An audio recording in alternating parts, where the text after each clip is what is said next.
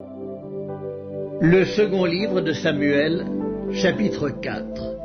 Lorsque le fils de Saül apprit qu'Abner était mort à Hébron, ses mains restèrent sans force, et tout Israël fut dans l'épouvante. Le fils de Saül avait 2 chefs de bande, dont l'un s'appelait Baana et l'autre Récab.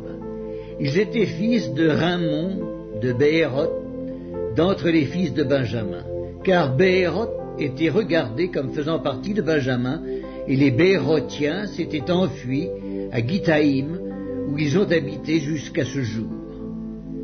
Jonathan, fils de Saül, avait un fils perclus des pieds et âgé de 5 ans, lorsqu'arriva de Jizréel la nouvelle de la mort de Saül et de Jonathan.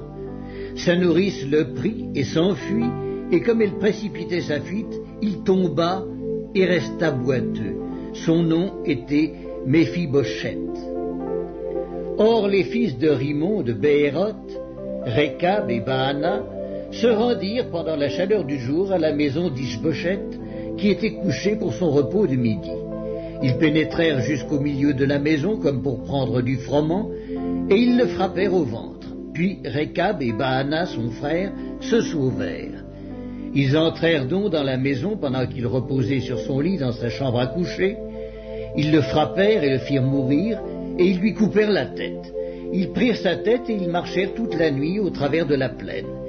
Ils apportèrent la tête d'Ish-Bosheth à David dans Hébron, et ils dirent au roi, « Voici la tête d'Ish-Bosheth, fils de Saül, ton ennemi, qui en voulait à ta vie. L'Éternel venge aujourd'hui le roi, mon seigneur, de Saül et de sa race. » David répondit à Récab et à Baana, son frère, fils de Rimmon et de Béhéroth, « L'Éternel qui m'a délivré de tout péril est vivant, celui qui est venu me dire, « Voici, Saül est mort », et qui croyait m'annoncer une bonne nouvelle, je l'ai fait saisir et tuer à Tsiklag pour lui donner le salaire de son message.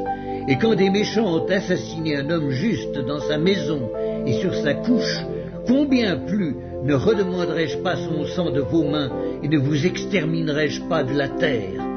Et David ordonna à ses gens de les tuer. Ils leur coupèrent les mains et les pieds et les pendirent au bord de l'étang d'Hébron. Ils prirent ensuite la tête d'Ish-Bosheth et l'enterrèrent dans le sépulcre d'Abner à Hébron.